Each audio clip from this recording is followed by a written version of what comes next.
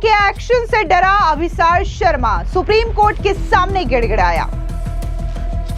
राजद्रोह मुकदमे के खिलाफ अभिसार शर्मा पहुंचे सुप्रीम कोर्ट।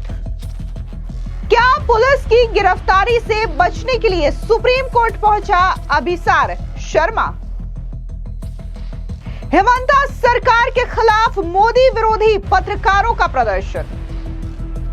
नमस्कार, स्वागत है आपका द न्यूज में। मैं रानी गुप्ता आपके साथ। इस वक्त की बड़ी खबर सामने आ रही है असम से जुड़ी हुई, जहां पर यूट्यूबर पत्रकार अभिसार शर्मा ने सुप्रीम कोर्ट का रुख किया है मुख्यमंत्री हेमंता सरकार के एक्शन से बचने के लिए। दरअसल आपको बता दें कि पिछले दिनों जिस तरीके से अभिसार शर्मा ने प्रोपेगेंडा के तहत एक रिपोर्टिंग की थी और इसी रिपोर्टिंग को लेकर के असम पुलिस ने अभिसार शर्मा के खिलाफ राजद्रोह के तहत मुकदमा दर्ज किया है। ऐसे में इस मुकदमा से बचने के लिए अभिसार शर्मा ने सुप्रीम कोर्ट का रुख किया है ताकि गिरफ्तारी से बचा जा सके। तो वही दूसरी बड़ी खबर ये आ रही है कि जो मोदी विरोधी पत्रकार हैं वो दिल्ली में धरना प्रदर्शन करने वाले हैं। दरअसल आपको बता दें कि वो असम सरकार की ओर से जितने मुकदमे दर्ज किए गए हैं इन पत्रकारों पर राजद्रोह के तहत, इन मुकदमों को वापस लेने के लिए ये प्रदर्शन किया जा रहा है। दरअसल आपको बता दें कि इसमें दवायर के पत्रकार सिद्धार्थ वरदराजन, करण थापर और अभिसार शर्मा शामिल हैं, जिनके खिलाफ असम पुलिस की ओर से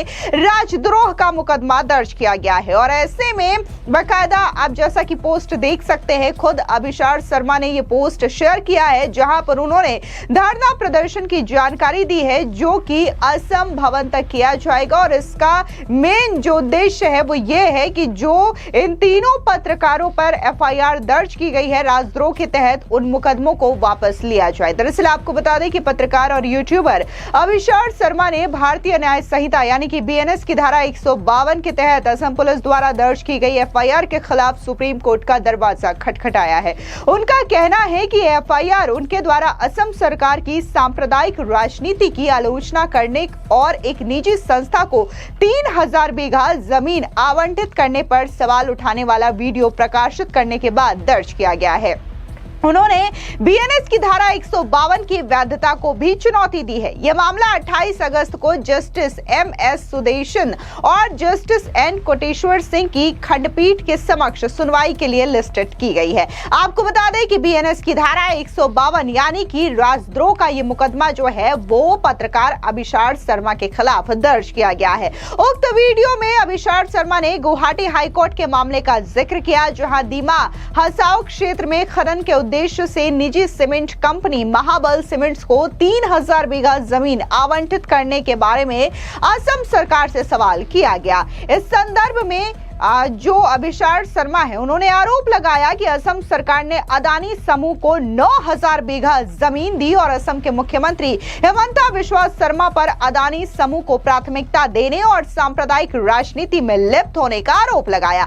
बताया गया कि अभिसार शर्मा पर भारतीय न्याय संहिता यानी कि बीएनएस 2023 की धारा 152 जो कि राष्ट्र की संप्रभुता को खतरे में डालना, 196 विभिन्न समूहों के बीच शत्रुता को बढ़ावा देना और 197 यानी कि राष्ट्रीय एकता और सुरक्षा के लिए हानिकारक आरोप के तहत मुकदमा दर्ज किया गया है। यानी कि राजद्रोह के अलावा 2 और मुकदमे जो है वो अभिसार शर्मा के खिलाफ दर्ज किए गए हैं। शिकायतकर्ता आलोक बरुआ है, जिन्होंने आरोप लगाया है कि अभिसार शर्मा की टिप्पणी से सांप्रदायिक भावनाएं भड़की और राज्य के अधिकारियों के प्रति अविश्वास की भावना पैदा हुई है। गौरतलब है कि सुप्रीम कोर्ट वर्तमान में बीएनएस की धारा 152 को चुनौती देने वाली एक याचिका पर सुनवाई कर रहा है। हाल ही में इसने ऑनलाइन न्यूज पोर्टल दवायर के संस्थापक संपादक सिद्धार्थ वरदराजन और सलाहकार संपादक करण थापर को असम पुलिस द्वारा बीएनएस की धारा 152 के तहत दर्ज एक एफआईआर में गिरफ्तारी से अंतरिम सुरक्षा भी प्रदान की है। यह याचिका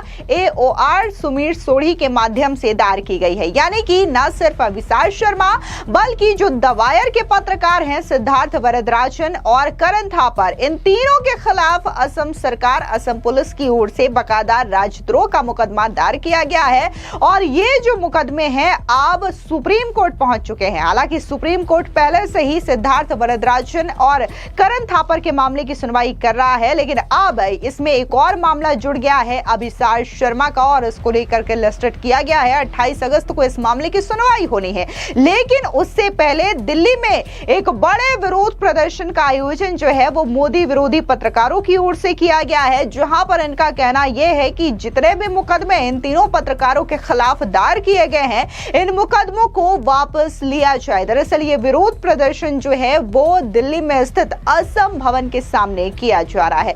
फिलहाल जिस तरीके से इन मुकदमों को लेकर के जो खबर सामने आ रही है, जिस तरीके का प्रोपेगेंडा यहां पर स्प्रेड किया जा रहा है, दरअसल आपको बता दें कि पिछले कई दिनों से असम में अवैध बांग्लादेशी और घुसपैठियों के खिलाफ कार्रवाई किया जा रहा है और जो अतिक्रमण जमीन किया गया है सरकारी और वन विभाग की जमीन, इसे हेमंता सरकार की ओर से कब्जा मुक्त करवाया जा रहा है और इन्हीं चीजों को लेकर के कई सारे मुस्लिम संगठन, कांग्रेस और कई सारे जो पत्रकार हैं वो लगातार झूठा एजेंडा चला रहे हैं और ये कहने की कोशिश कर रहे हैं कि ये जो कार्रवाई है वो सिर्फ और सिर्फ एक समुदाय के खिलाफ की जा रही है। ऐसे में पिछले दिनों मुख्यमंत्री हेमंता बिस्वा शर्मा ने बांग्लादेश पर भी हमला बोला और ये कहा कि जो चिकन नेक के आसपास का एरिया है वहां पर जो बांग्लादेशी कट्टरपंथी है वो असमिया संस्कृति को नुकसान पहुंचाने की कोशिश कर रहे हैं। सुनिए क्या कुछ असम के मुख्यमंत्री हेमंता बिस्वा शर्मा ने कहा।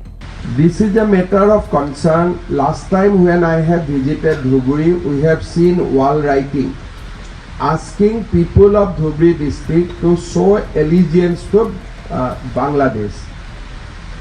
That area falls in the chicken neck. Now both sides of the chicken neck you have people who are originally coming from Bangladesh. Our chicken neck is very vulnerable because entire 22 kilometers stretch, if you scrutinize that all the people settled there has come originally from Bangladesh, maybe prior to 1971, prior to 1951. Now these people has become Indian citizen, but now Bangladesh is trying to remind them that look, you are not originally Indian, you are originally Bangladeshi. In order to provoke a pro-Bangladeshi sentiment among the people who lives near the chicken neck. So this will be a very serious security threat in days to come. Suppose I goes to Gujarat prior to 1971. So I become Indian citizen. But where from I came? I came from Bangladesh and Pakistan. So my loyalty will be divided. One loyalty will be my state of origin and one loyalty will be my present country. So I will remain a confused person where my original loyalty lies. Bangladesh is trying to provoke element in Bangladesh, not the government of Bangladesh, I should not say, that Bangladeshi people across the border is trying to provoke the residents near Chicken Neck that look, do not be Indian, you are originally from Bangladesh and act according to our wish. फिलहाल इस पूरी खबर पर आपकी क्या राय है, comment section में जरूर बताएं। धन्यवाद।